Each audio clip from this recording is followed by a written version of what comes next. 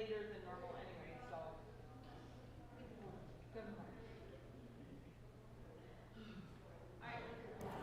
Good morning. I'm Kyla Jackson. I know it's not quite the 4th yet, but happy 4th of July. For those watching, I'm Kyla Jackson. For those that are here, I'm glad you were able to come in and make it.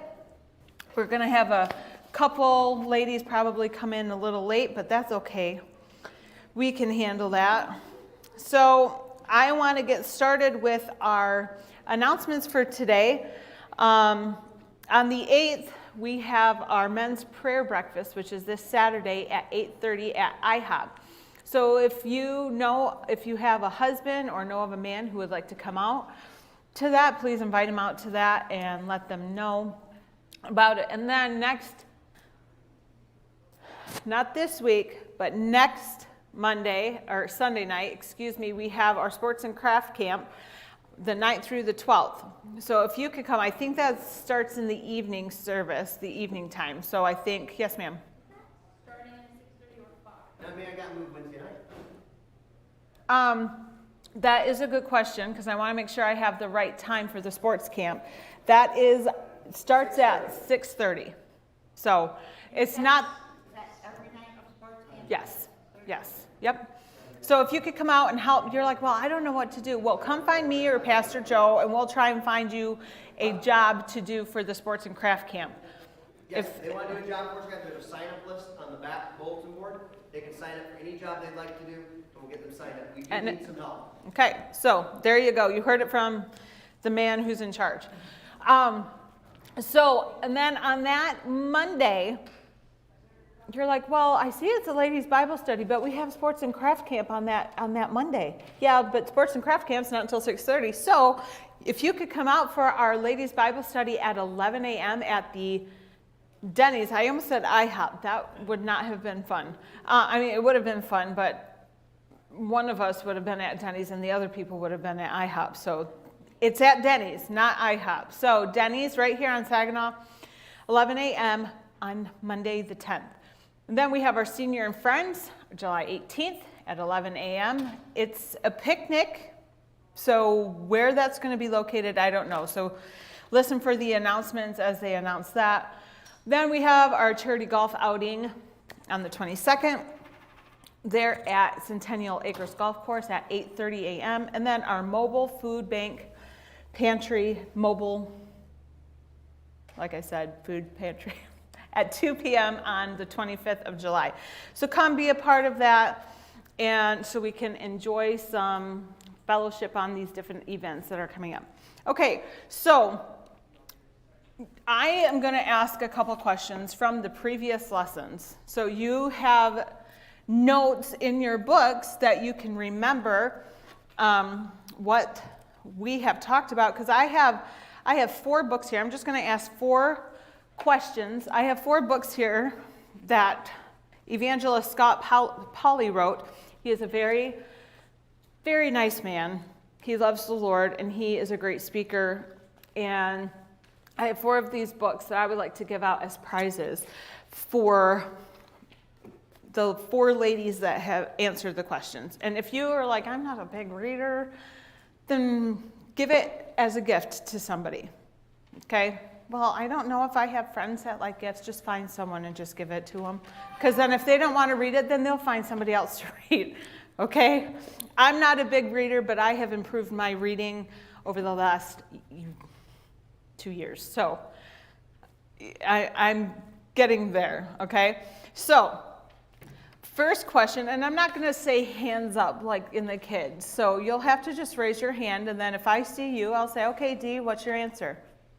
Yes, you got it right. Come on down and get your prize, okay? All right, so what was the first lesson that we talked about? Or who was the first person that we talked about? You have books. If you have books, you can cheat, okay? D. Solomon. And what about, this is not part of the answer, but as to get your prize, but what about Solomon did we learn about? His wisdom. And why was he asking for wisdom? Anybody? Just He was very young. Okay, so we all want to ask for wisdom, but there's a specific reason why Solomon asked for wisdom, because he was young. He was a young what? Ruler. He was a king. And the Bible doesn't say how old he was when he started to reign. I mean, he could have been, heaven help us, Eli's age. He could have been 7 years old. So we're all sitting there like, oh, you know. But he could have been 12. We don't know how old he would have been. And we can ask the Lord when we get to heaven. But right now, we have no idea how old he was. Okay, congratulations, Steve. Good job. Okay, what was the next lesson we talked about? You're like, Kyla, it's been a while. Yeah, but if you have a book, you can look it up. It's okay. I'm not grading you on these. I'm just rewarding you. What was the second chapter on? What was the second one we did? Susan. Oh, scribes and Pharisees. And what did the Lord call the scribes and Pharisees? Oh, you foolish heart, or hypocrites. Hypocrites. And okay, how many of you ladies would like it if somebody called you a hypocrite? Guess what? I have been called one before in a roundabout way, okay? You know, but we all at times could have had a hypocritical moment in our lives, okay? And I'm not calling you that. I'm just being honest, because we like honesty, right, Dolores? We like it when people are honest with us. So we got to make sure that we're not going to be called, oh, you hypocrite, okay? Because we don't like being called names. My kids call each other names all the time. I'm like, would you guys hush? Okay, I have 2 more questions. In the scribes and Pharisees lesson, one of the last things we talked about was that they were what? They were great what? It's in your notes. Hypocrites aren't truthful people. They're not honest.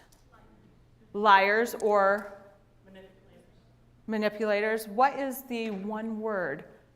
When kids play, they use their imagination. So that makes them what? Pretend? Oh, that's a hard one. It's first thing in the morning, Kyla. We just got done eating breakfast, and we're so full. Now we're kind of, we want to go to sleep. We'll curl up in a ball. Okay, next question. What was the other one we've talked about? What was the other lesson? The third lesson. Who did we talk about? John the Baptist. And what about John the Baptist is important? Just think about it. What about John the Baptist do we know John the Baptist for? He was a preacher. Okay? What else? Forerunner of Jesus. What else? Hey, oh, how did he get that name Baptist? Oh, wait, I don't know. Maybe because he baptized Jesus. But after he baptized Jesus, he realized that, hey, wait a minute. Jesus is setting the example for all of us Christians. So what did John the Baptist ask Jesus to do? Everybody, baptize! Oh, I know it's early in the morning, and you would think that being just getting home from camp, I would be dead exhausted. But you know what? I got to go home early, so I got a little extra sleep time before everybody else did when they came home. So I have a little bit more energy, although still I'm like, but I feel good. So John the Baptist had what kind of a heart? It's okay. What? Tender. What else? Humble heart. Yeah. Do we have a humble heart? You know, in Psalm 34:2, it says, my soul shall make her boast in the Lord. The humble shall hear thereof and be glad. Don't be so stubborn in your way that you're not being humble. But if we're too humble, then we become what? Prideful? Arrogant? And we don't like arrogant people, do we, Belinda? Because we all know that we run into a lot of arrogant people. And they get frustrating after a while because they have to always have to say something because they always have to be better or know more than other people. And it's kind of like, okay, shh, just stop talking. Okay, last question. What was last week's lesson that we talked about? I know we kind of split it up because then we have Father's Day and then Dee finished off the last part of it. But what was the last person we talked about? Somebody that didn't already get a book. Okay, who was the person we talked about last time? I started it and the Dee kind of finished it off. Who is the king that made an idol that wanted people to bow down to? Nebuchadnezzar. Thank you, Dolores. I was like, wait a second. If I give any more out, I'll give the answer, and I can't do that. Whoop, thanks. Nebuchadnezzar. And he had a prideful heart, didn't he? And it says it said in the lesson that he probably made the statue, Donna, because he wanted people to see him. And being at 9 feet tall, or however tall it was, it's huge, okay? He wanted it to be known that he was the most important person in the land. So he wanted to make it known that, hey, you need to follow me, you need to listen to me. Okay, so today we're talking about one of my favorite characters in the Bible. And there's reasons behind it. And Cammie is already sitting back there smiling because I think she already knows who I'm going to be talking about. And some of you ladies know that we've been talking about this at our ladies' brunch when we go to Denny's. It's Ruth. How many of us have had a broken heart, whether it's from a relationship or something, someone passed away, or something to that? And how many has had a broken heart before?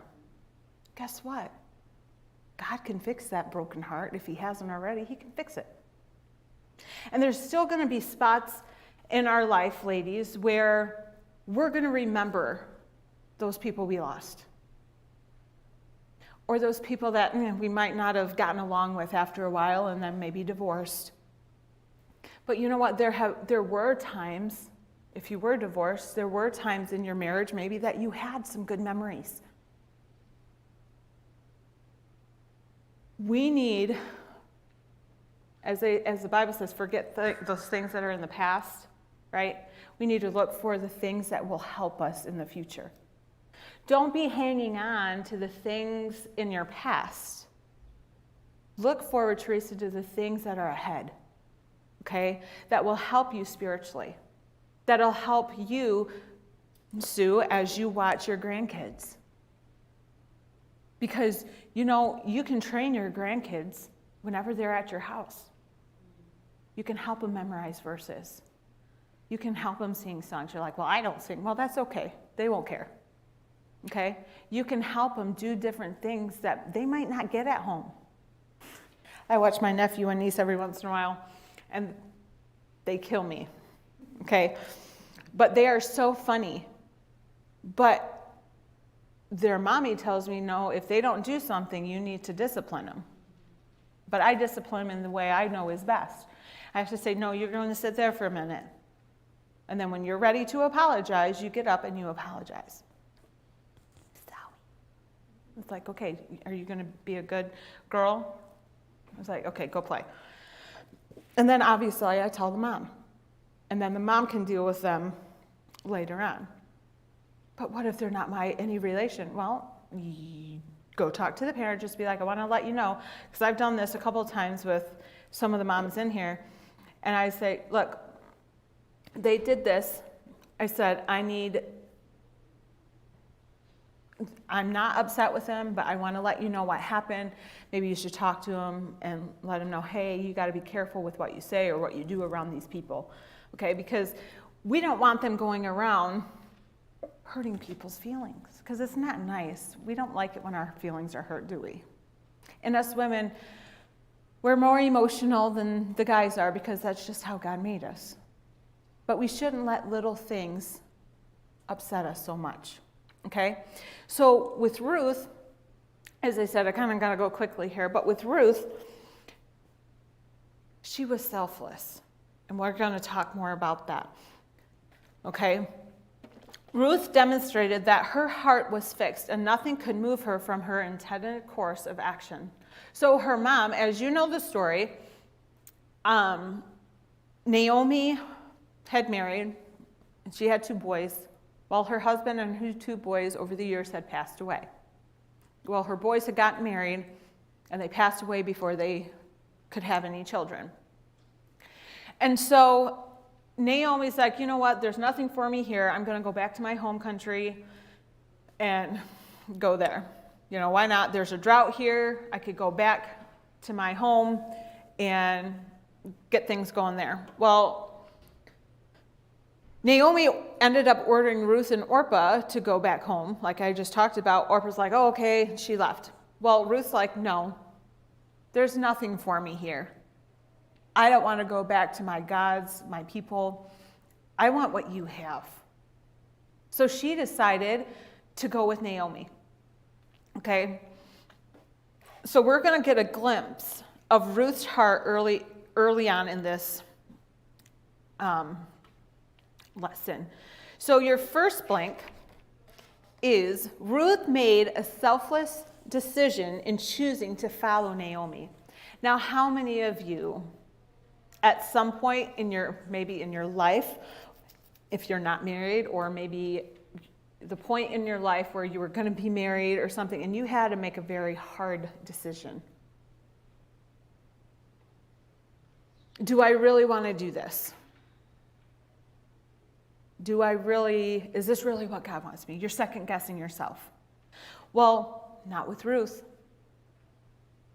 Ruth knew what she wanted, and she wanted to go with Naomi. Well, a fixed heart in action, unmoved by circumstances, is focused on faithfulness. In Ruth, chapter 1, who would like to read these 2 verses? They're up on the screen. Who would like to read them? Anybody? Cammie?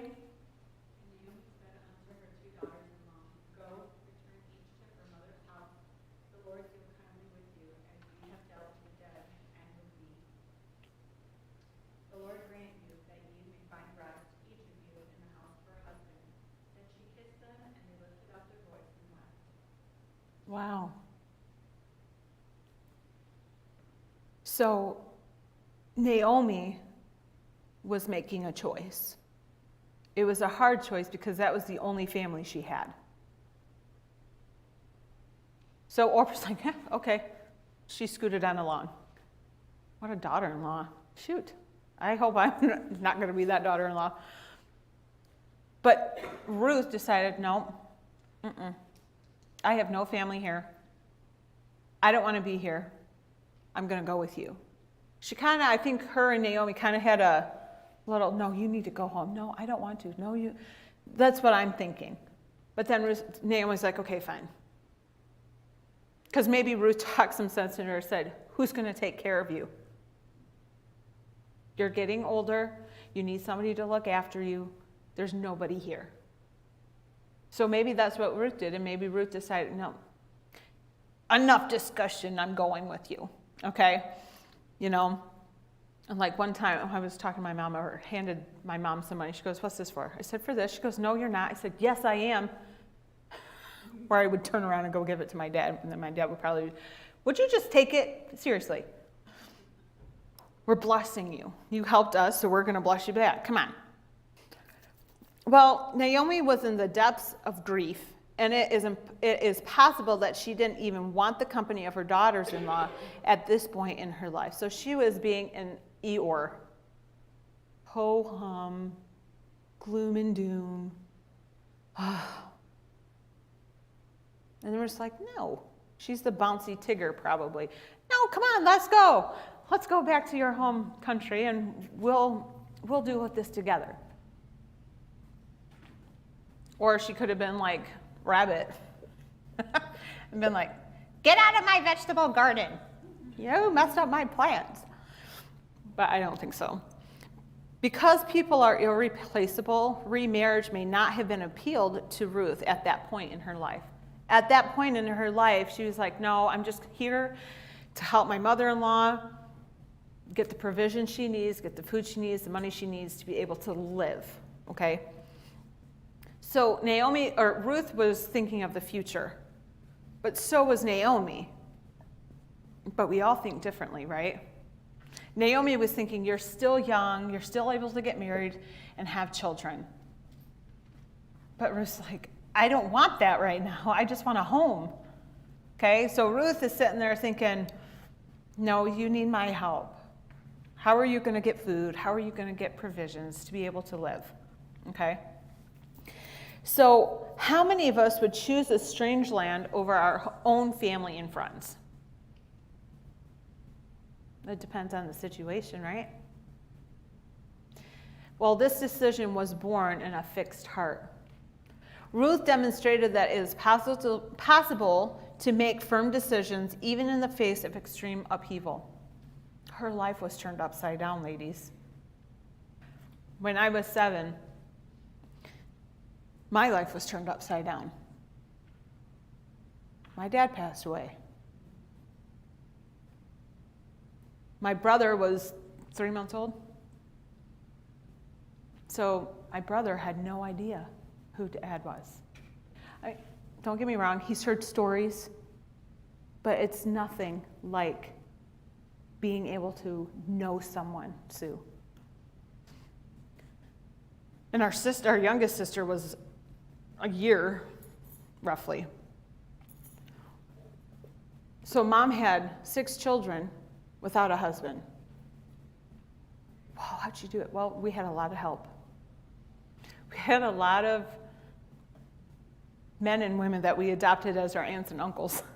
So it's like, if you go to our church in Saginaw and you come visit with us, we're like, hey, Uncle Nelson, or hi, Aunt Barb. It's just like, we had people that took care of us in our time of need. And a couple years later, Mom met our stepdad, who treats us like his very own. You can't get that nowadays, hardly. Few and far between. How these families either have a loss of a parent or a divorce or no dad at all, and then they have another dad that comes in, and sometimes the other dad that comes in is not a very good dad. But me and my siblings were blessed with a retired Navy man who was in the Navy for 22 years, loves our mom dearly, adores her, and loves each and every one of us differently. And you know, Ruth, at that time, I hated him. I did. You can ask any of my siblings. I hated him. I got it taken care of since, but I hated him at the time because I thought he was taking the place of my dad. And I was bitter, Teresa, for years. It was when my sophomore year of college, I called my dad up. And I apologized because we had a spiritual warfare conference at college and they were talking about bitterness. Out of all things, bitterness. And I felt like the speaker, Marvin Smith, was looking right at me and saying, it's you. And I was like sinking down in my chair because I'm like, he's looking right at me.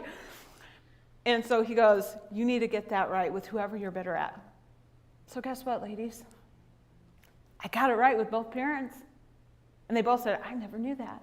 It's like, well, you know what, Belinda? I knew it. And as soon as I apologized, I felt that weight being lifted and thrown away. So having a dad, Judy, pass away at 7 is hard. And then you know what? 10 years ago, my grandpa passed. Stephen was just a little guy. He was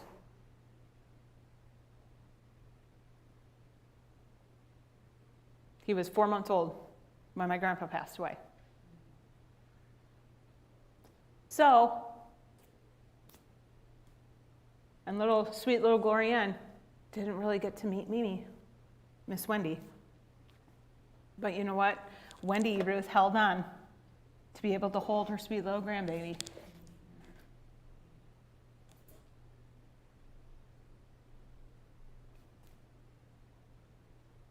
When our life is flipped upside down, don't let Satan take over. Ask God, Judy, to help you be strong. Because you know your kids, your grandkids, your nephews and nieces are watching how you respond. Okay. Next. Ruth. Well, not next. This is my little point before the next point. Ruth and Naomi had a special relationship. How's your relationship with your family? And I'm going to admit, I talk to Cammie the most out of all my siblings. Well, it's because she's right in Powderville. No, it shouldn't be because she's right in Powderville. She's more convenient. No. If I call all the other siblings, it's just about the same. But we all have a special relationship, all of us siblings. Growing up, Kara and I I think we still are, but we are the most special. We have that very, very special relationship. Where all of my other siblings, I get along with all of them, but it's all different for each one of them. Now, but how is your relationship? Next, following in God includes making selfless choices. This is a fun one because we all want me, right? There have been times in our life where it's like, no, I want that. I'll get you that in a minute. I want this first. Oh. But that's not what God did. God gave his life for us. Was that selfish or was that selfless? The phrase, here's some verses here. In Psalm 63, 7 and 8, it said, because thou hast been my help, therefore in the shadow of thy wings will I rejoice.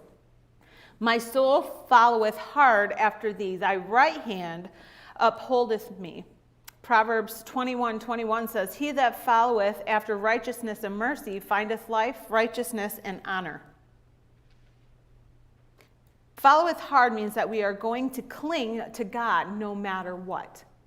No matter what happens in your life, hang on to God, because he'll direct your path. Selfless choices bring blessings to our lives as we live in a way that honors Christ. God has a way of giving us more than we deserve in exchange in simple obedience. You mean to tell me, Belinda, that if we just simply obey the Lord, he will give us what we deserve? Oh, just like with kids nowadays, right? Hey, if you go clean your room, I'll reward you. Oh, wait, what? Yeah, go. Simple obedience.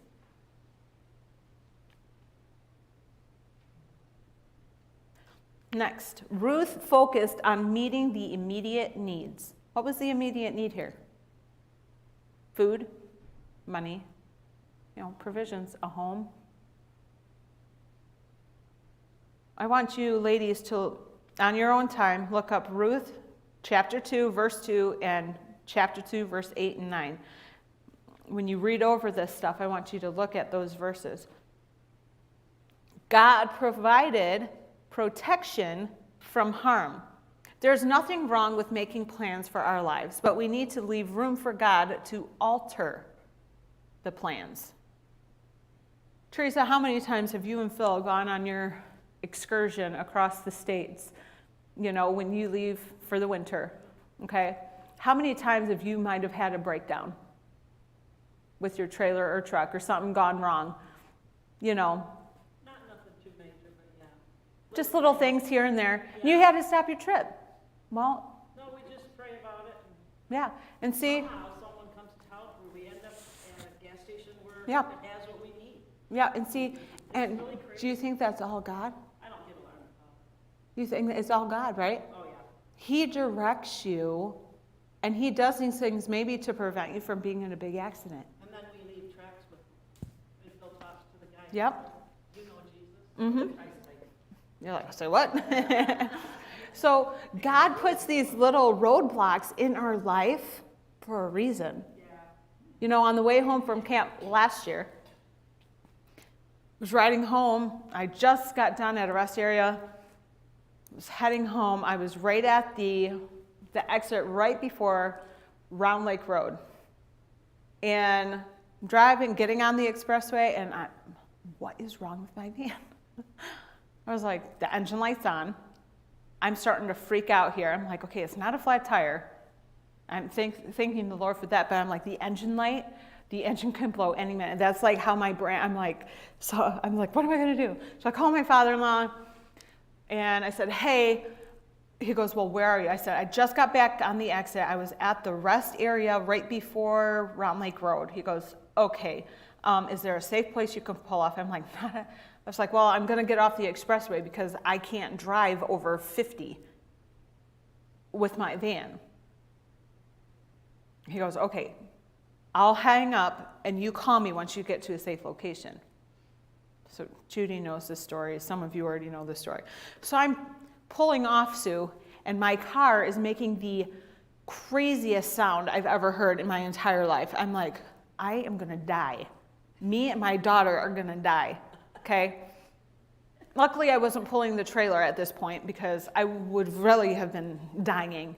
But anyway, so I'm driving, and my father-in-law calls me. He goes, so what's up? I said, well, I'm off because I have like the van speaker or phone system.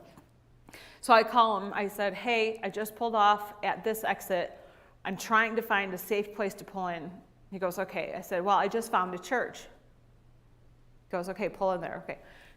Well, lo and behold, this was Heritage Baptist Church, which used to be DeWitt Baptist Church, where my dad grew up going to church as a little boy.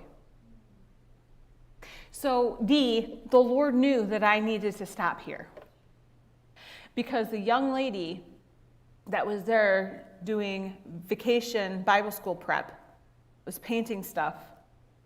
And she comes up to me, she introduced herself, her name's Christine, or Christina.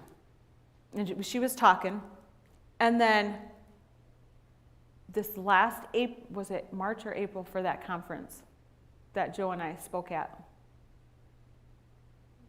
I think it was earlier in the year, I think it was March. And guess who was there? That young lady that I talked to at the Heritage Baptist Church parking lot. So God puts these little detours, Donna, in our way for a reason. Next, staying properly focused is vital to maintaining a fixed heart. So staying properly focused is vital to maintaining a focused heart. And I want you ladies to look up Psalm 145, verses 14 through 16. Psalm 145, 14 through 16 on your own time. And then Psalm 121, verses 1 and 2. Last thing I want to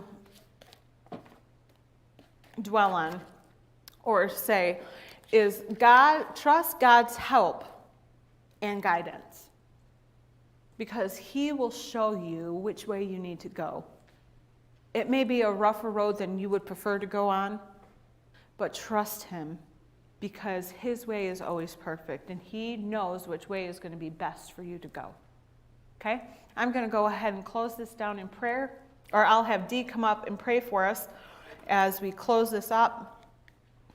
And then we will do our discussion time, and we'll go from there. Dee?